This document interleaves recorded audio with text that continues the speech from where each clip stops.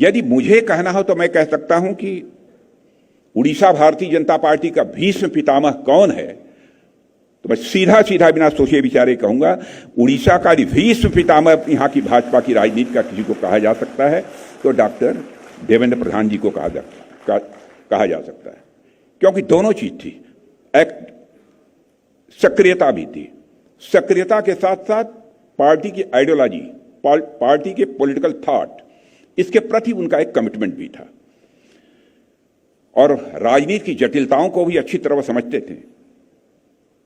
और मित्रों, आप सबको जानकारी होगी कि राम मंदिर निर्माण जब अयोध्या में जब अभियान चल रहा था, आंदोलन चल रहा था 30 साल पहले, तो राम मंदिर बनना चाहिए, अब जाकर राम मंदिर बना है साल डेढ़ साल पहले।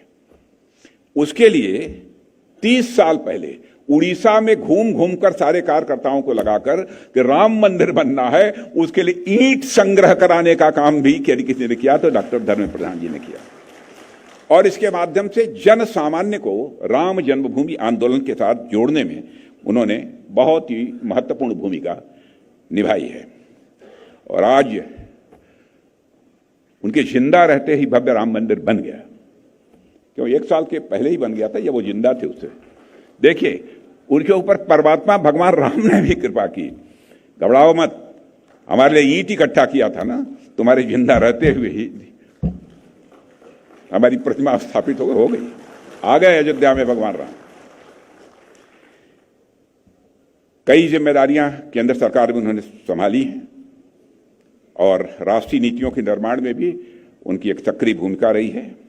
ऊर्जा, पेट्रोलियम और प्राकृतिक गैस क्षेत्रों में भी उन्होंने कई योजनाओं को लागू करने में योगदान दिया है। और एक सोच उनकी और थी, ऊर्जा के मामले में, एनर्जी के मामले में भारत आत्मनिर्भर बनना चाहिए।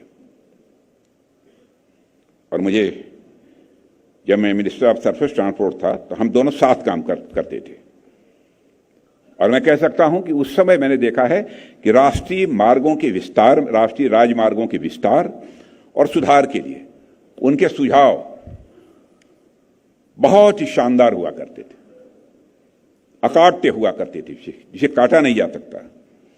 और जो हमारे एक चीज मैं समझ गया, किसी की कोई बात नहीं समझा, लेकिन अपने मुख्यमंत्री मोहन चंद जी मांझी की एक बात समझ गया, नेशनल हाईवे जो उस समय उड़ीसा में 1600 किलोमीटर थी, उसको बढ़ाकर उन्होंने 3200 किया। मांझी जी, मैंने आपको ठीक पकड़ा है, ऐसे ही पकड़ता हूं।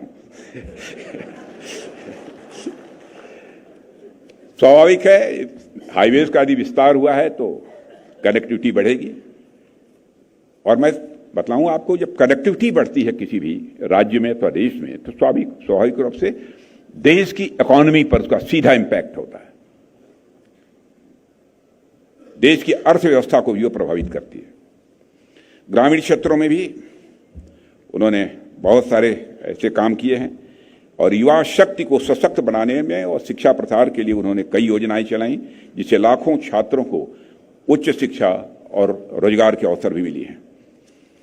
साथियों, कृषि राज्य मंत्री के रूप में उन्होंने मिनिमम सपोर्ट प्राइस को लागू करने, पहले जो सिस्टम था उनका यह मानना था कि इसमें रिफॉर्म होना चाहिए, इसमें सुधार होना चाहिए, और उन्हें स्वयं कई सुझाव दिए थे।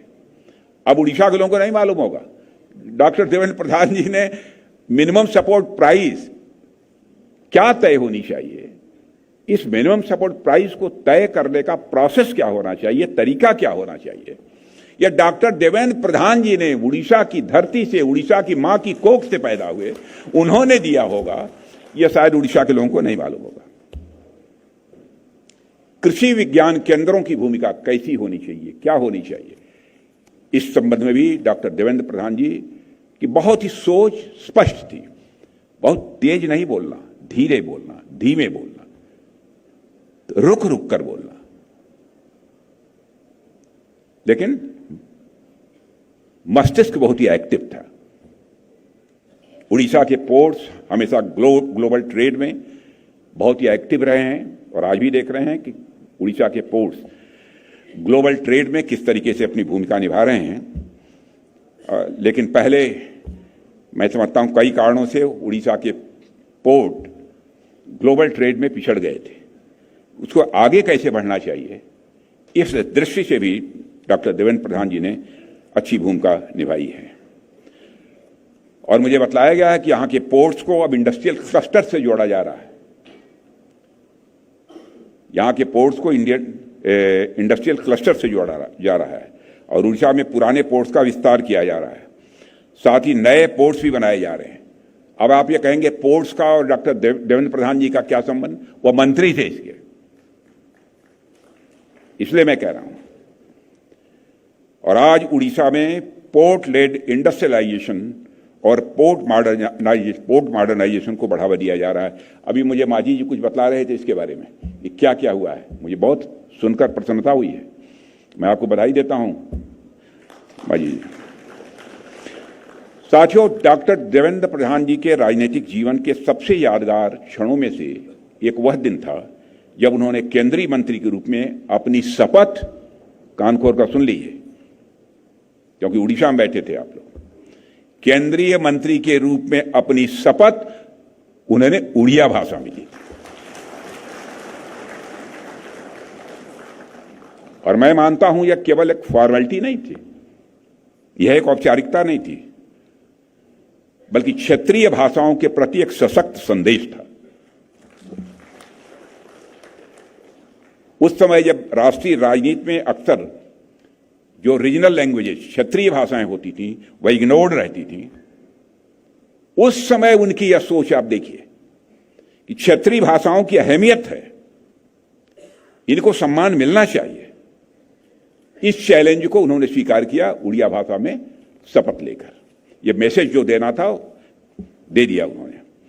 और अब मुझे देखकर अत्यंत संतोष होता है कि उन्हीं के पर चिन्हों पर चलते हुए उन्हीं के सुपुत्र डॉक्टर धर्मेंद्र प्रधान जिस तरीके से वह काम कर रहे हैं केंद्र में, यदि मैं कहूंगा किसी को अवमानना करने का कोई उद्देश्य नहीं है। मैं भी सीनियर मिनिस्टर हूं और आप जानते हैं कि पता नहीं जानते हैं नहीं जानते, मैं नहीं जानता हूं, लेकिन हर व्यक्ति इनके काम से इंप्रेस्ड है।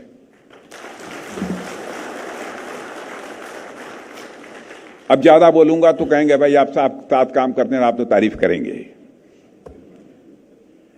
अब नेशनल एजुकेशन पॉलिसी के रिफॉर्म में यह कोई साधारण काम नहीं था, बहुत चैलेंजिंग टास्क था, चुनौती भरा यह काम था।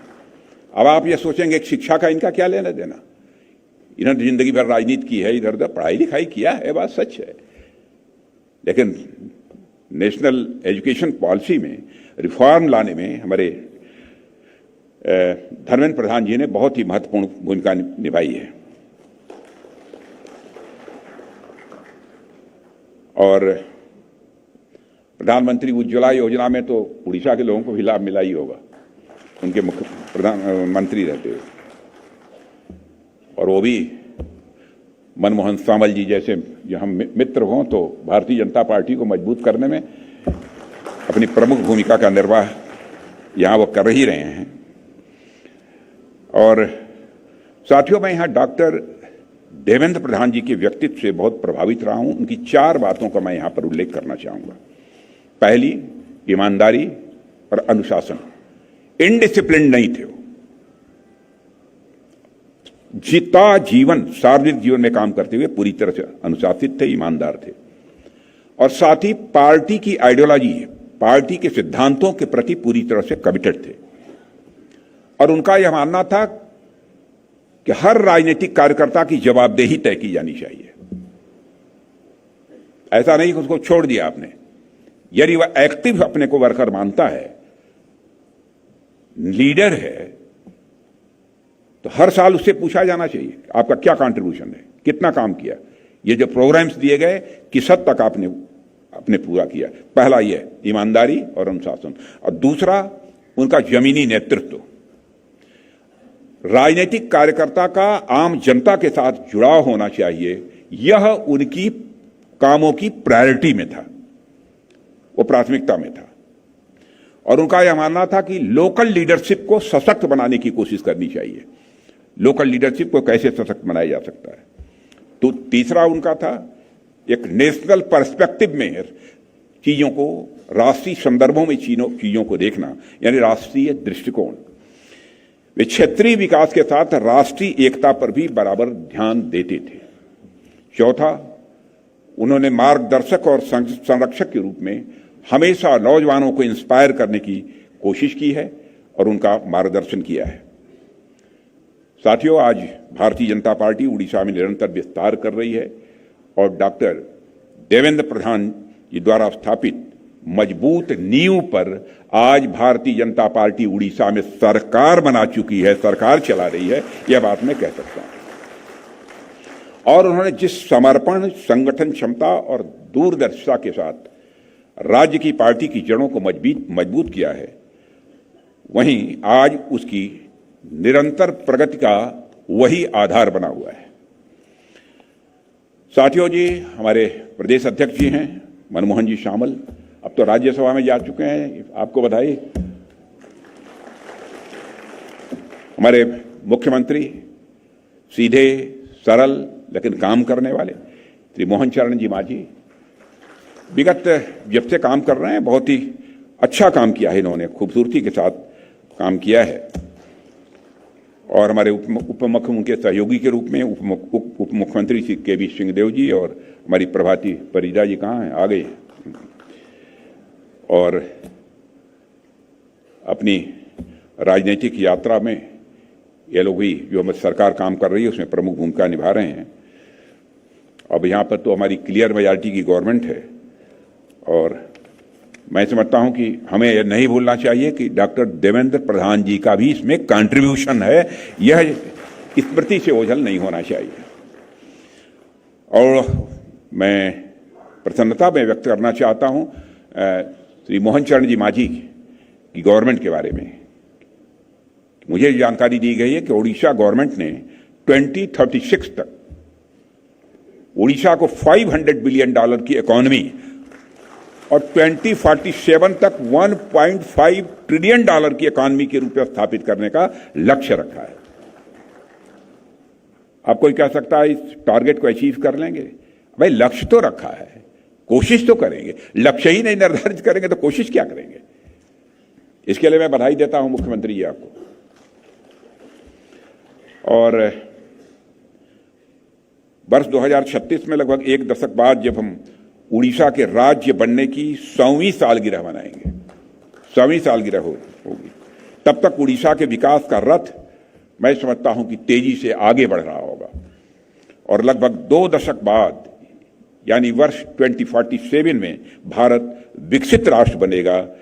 तब इस उपलब्धि में उड़ीसा का भी एक मेजर कंट्रीब्यूशन होगा, ऐसा मेरा विश्वास है।